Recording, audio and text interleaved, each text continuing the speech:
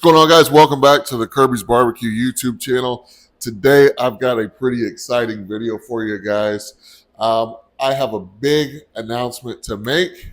Probably see it in the title, but we are going to be welcoming a new smoker to the Kirby's Barbecue family in due time. We put an order in with PRM Barbecue Co. out of Brookshire, Texas, which is right outside of kind of the Houston, Katy area out that way. We put in an order for a new smoker for the grand opening of the restaurant. So typically there's about a 70 to 80 day lead time, I was told, for the smoker to be built.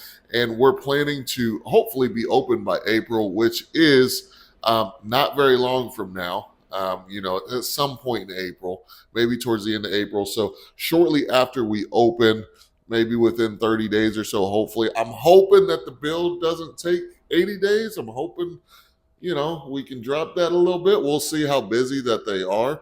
But I'm super excited. I've been wanting to get a professional smoker for a long time. And so what I decided to end up going with is going to be a 250-gallon smoker on skids with an insulated firebox. And it's going to be painted gloss black all the way around. And I am just super excited. Like I said, I've been wanting to get a professional smoker for a long time. I've been working on the Old Country Pecos, and I've been working on the Old Country vertical smoker, which have been great for me. I've done a video on can you start a barbecue catering business or pop-up business with a backyard smoker. If you haven't checked that video out, go check it out. But those are the two smokers that I use to start this whole brand. And I've been using those since my very first pop-up.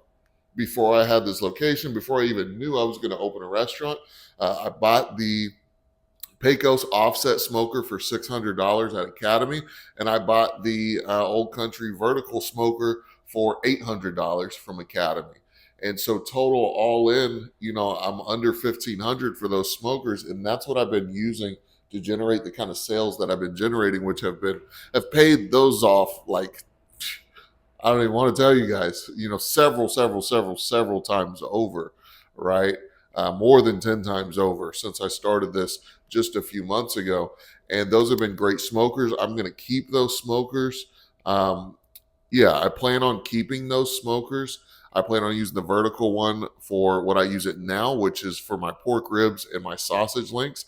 It does a really good job at cooking those and not having the casings on my sausages burst and not burning the bottoms of my pork ribs, which sounds kind of weird since it's a vertical smoker, but honestly, the Pecos offset, unless I cook the ribs on the very furthest side away from the firebox, it kind of actually burns up the bottom, kind of chars the bottom too much, whereas the vertical one doesn't. I don't know what exactly is going on with that there, but it might also be because typically there's a water pan in the vertical one.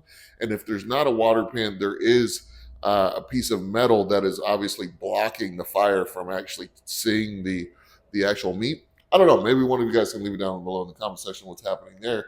But yeah, so I use the vertical one for my pork ribs and my sausage links. And at this point, we're getting to the point where that whole vertical smoker is going to be full on ribs and sausage links. That's the only room that's in there is really for that.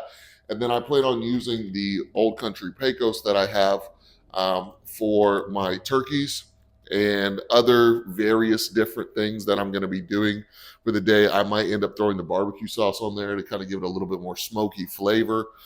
Some other stuff, room maybe. I've had a lot of people ask for baked potatoes. So I might throw some baked potatoes on there, kind of use that smoker as a second oven. I don't know. We'll see. But as of right now, that smoker is going to be for turkeys. And then the new 250-gallon offset is going to be used strictly for brisket is the plan. Let me know, guys, down below in the comment section, for those of you who have 250-gallon smokers, how many briskets you're able to comfortably fit on yours. But back to kind of the build. So PRM Barbecue Co., if you've never seen their smokers, you should go follow them on Instagram. And if you do, shoot them a message or leave a comment on one of their videos or pictures. Let them know that Kirby's Barbecue sent you.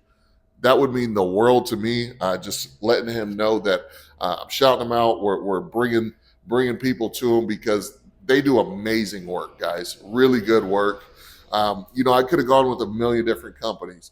You've got Millscale, you've got M&M, you've got all these different barbecue smoker companies out there, and I chose PRM Barbecue Co. because number one, the quality of their work is amazing. Their social media presence is really good. I saw that they were putting in the work and trying to get their brand out there. I went and visited their warehouse. Everything looked awesome. Their manufacturing shop. They had some projects that were in the works, and the quality, the craftsmanship, the attention to detail, and the customer service. Honestly, when I went in there, I didn't feel pressured to buy anything. I didn't feel like I was being rushed. I felt at home. I felt like he took the same time with me as he would have taken with somebody who was going in with cash and ready to purchase. And so that's why I ultimately went with them, is because of those things. And I'm pretty sure I'm going to be very happy with the decision to do so. So we went ahead and put a deposit down on that smoker. For those of you guys who haven't ordered a smoker before, typically when you order a professional smoker, they want 50% of the purchase price up front so that they can start the build. These materials and labor to do these jobs are not cheap, so they're not going to just start it without, some money down. And then the remaining 50% is due upon completion and when you pick it up. And so I'm super excited, guys. This, like I said, this will be my first professional smoker. I've been watching tons of barbecue content, just like you guys do, and seeing all these 250s, 500 gallons, 1,000-gallon smokers, and really, really wanting one, but couldn't really find it in the budget until now, but we're making it happen. And I think it's perfect timing because I did a catering event for my great-grandmother's funeral last week, which I talked about in a previous video. But for that, I did 5 briskets, 4 turkey breasts, and we did some side items and things like that. And truth be told, guys, the turkeys I do the day of. So that wasn't really a big deal. But the briskets doing the day before, I'll probably I think I posted a picture in the members only. That's what I did. I posted it as members only. So if you're not a member, join the channel, become a member. Okay. Lots of perks and benefits to doing that.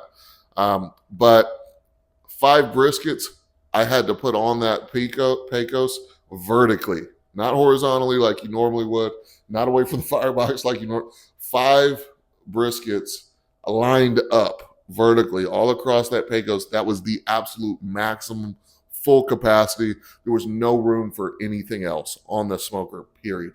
Couldn't even fit a sausage link on the smoker. That's how full it was.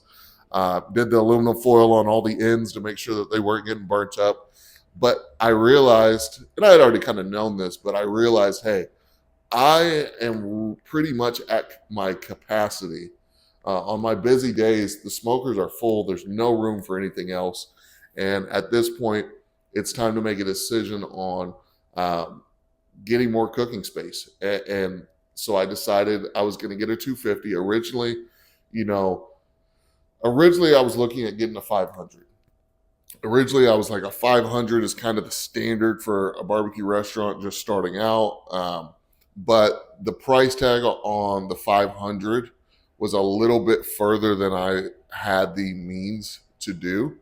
And so I decided, you know what, I'm just going to get a 250, and I'm going to use those other 2 smokers I have, work perfectly for the uses that I mentioned earlier in the video. I don't see any really lack of quality or anything in those meats. Cooking on those smokers, it's very easy to do. So I'm going to do that, and then that leaves the entire space of the 250 strictly for briskets.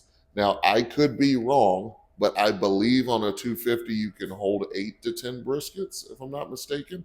And the 250 I'm getting actually does have 2 racks per side. So they do have 2 upper cooking grates. And unlike some of the other kind of lower budget builds that I saw, because I looked on Facebook Marketplace for smokers that people had built, and there was some really good deals on there, far cheaper than what I ordered mine for.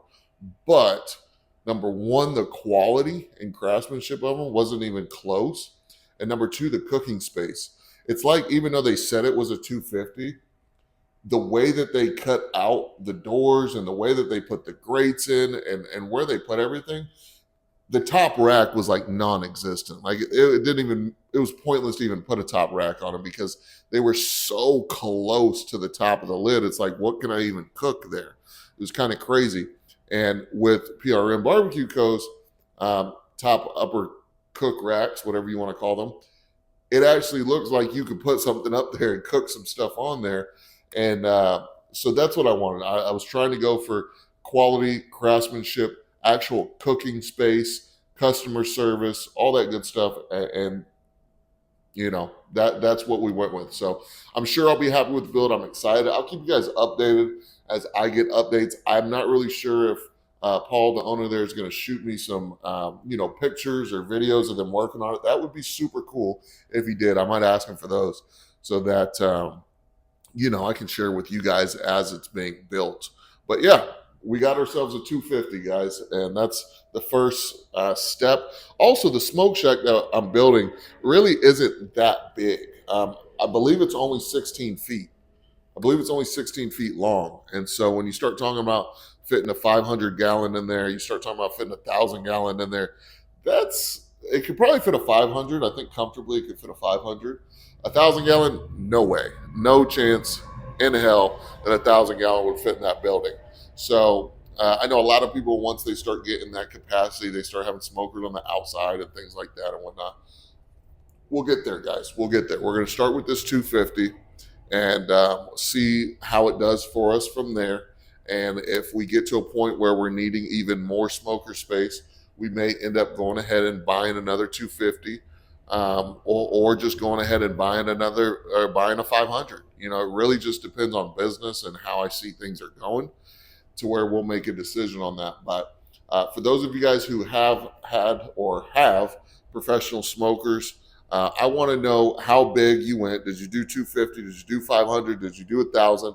I want to know how many briskets you fit on those things. And I want to know what brand, what company you ended up going with for your build.